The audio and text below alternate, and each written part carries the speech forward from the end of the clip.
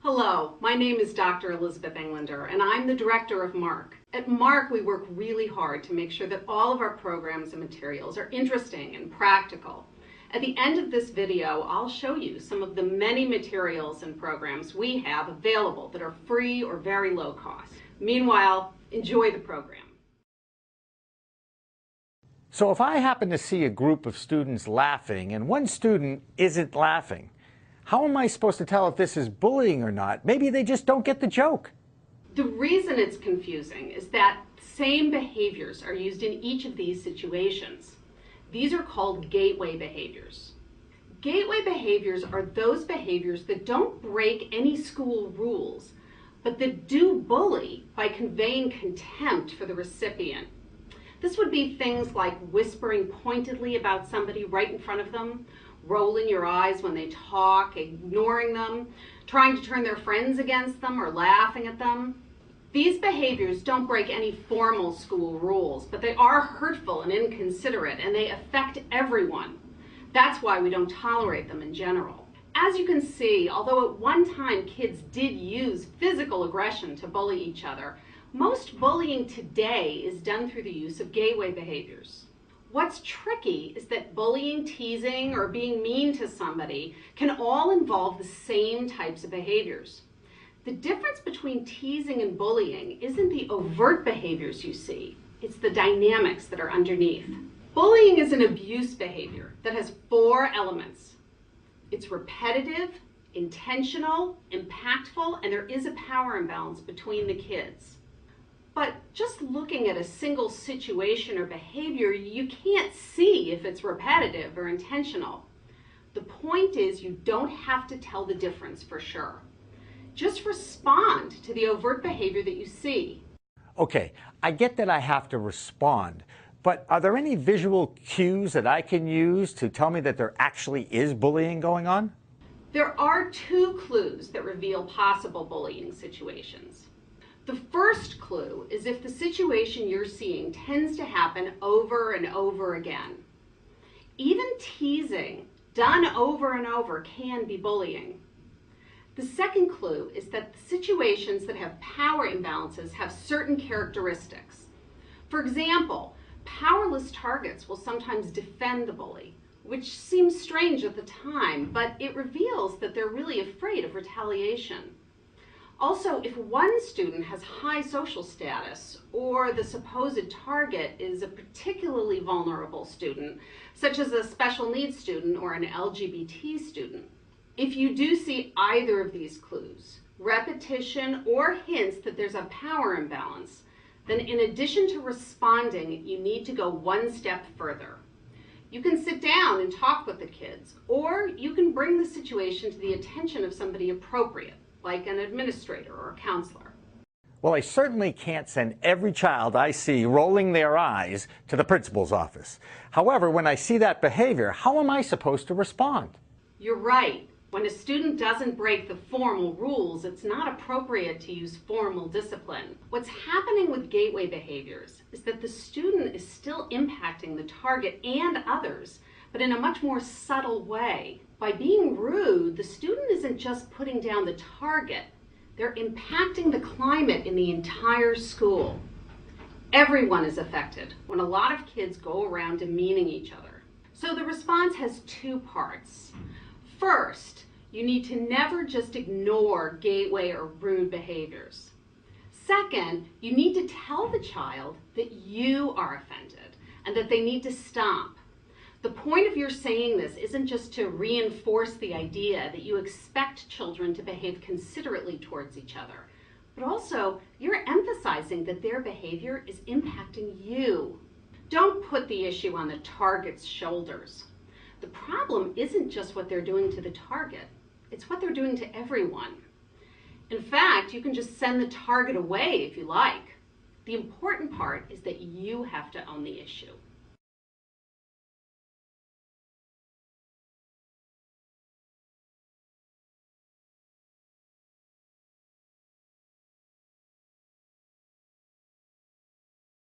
So why do I have to worry about cyberbullying? After all, most of the instances of that happen at home. And why do I have to be concerned about it at all? There are a couple of reasons why we need to think about cyber behaviors, even those that happen at home. First, cyber behaviors start young, and the early use of some technology is associated with cyberbullying. Second, as kids grow, their bullying behaviors in school become more and more associated with bullying online. Data from MARC's study of 21,000 children here in Massachusetts has revealed that as children grow, the rate of only in-school bullying actually declines, but the rate of cyberbullying goes up, and the rate of incidents that happen both in school and online also go up. Third, parents often need help from schools in dealing with these issues.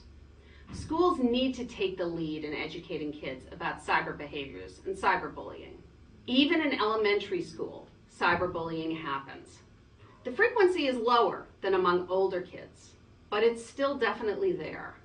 Children begin to use technology very young. By age 8, 3rd grade, they're already fully involved in technology. And as you can see, by age 10, 5th grade, 40% have cell phones.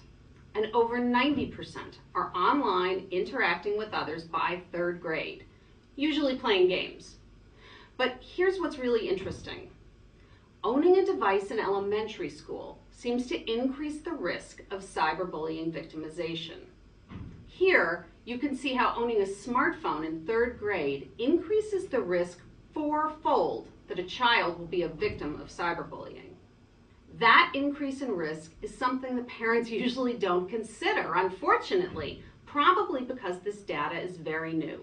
Older kids mostly bully each other using social networking, or they use text messaging or websites that have elements of sharing and social networking.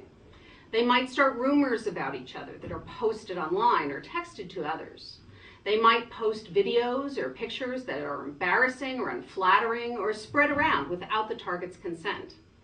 They can start lists or web pages that are devoted to picking on one target specifically. Right now, we're seeing a lot of action on Facebook, Formspring, Tumblr, and YouTube. However, these sites do change constantly. Parents often feel lost when it comes to dealing with technology. They know that so many kids own devices, and they don't want their child to feel left out. What they don't know about is the research between the relationship between owning a device at a very young age and becoming a victim. They often feel like their own children know more than they do about technology. Schools are probably going to need to take the lead in this issue and to help parents cope better through education and awareness. But by doing that, we'll directly help the bullying situations that happen in school as well.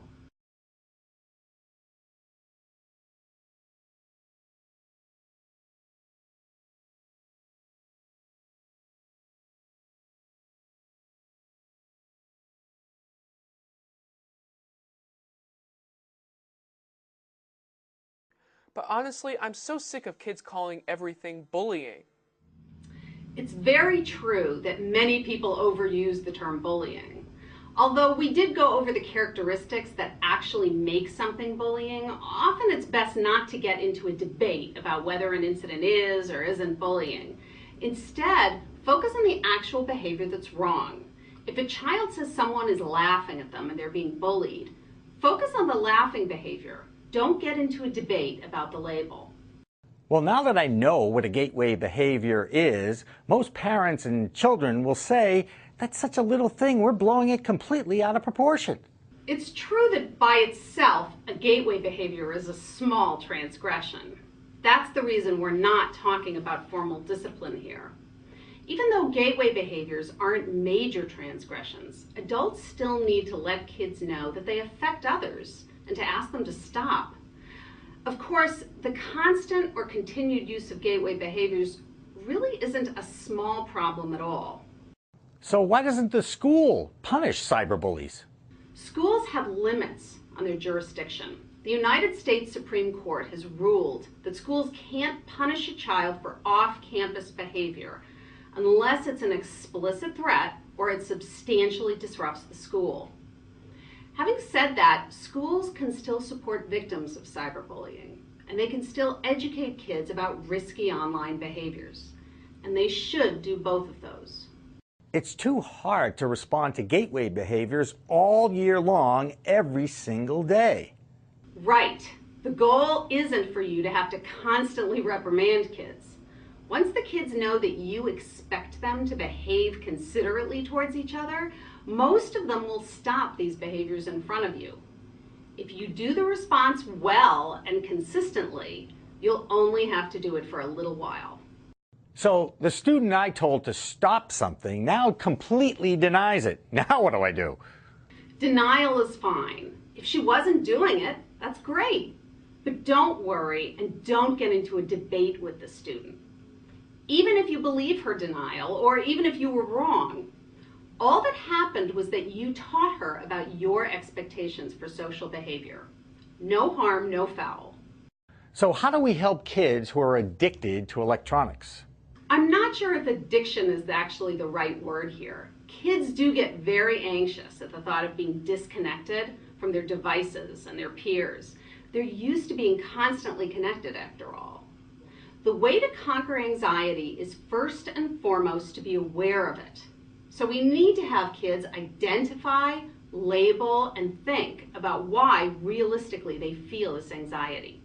So how can I help targets of bullying feel better right now, right away? Adults in difficult situations make themselves feel better by shifting their focus to positive things.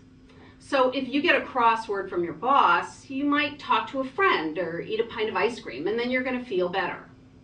Kids, though, often over-focus on the negativity, and they don't know to redirect their attention. So encourage targets to keep closer to their friends and to talk about what's up with them.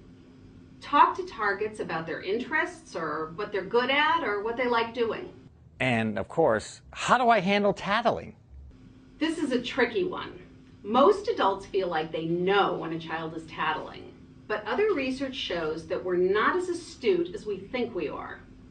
We also found in our research that children who were trying the hardest to help their peers were the ones who were told most often not to tattle. Of course, we all encourage kids to report to adults, and to then turn around and tell them to stop tattling isn't exactly a consistent message.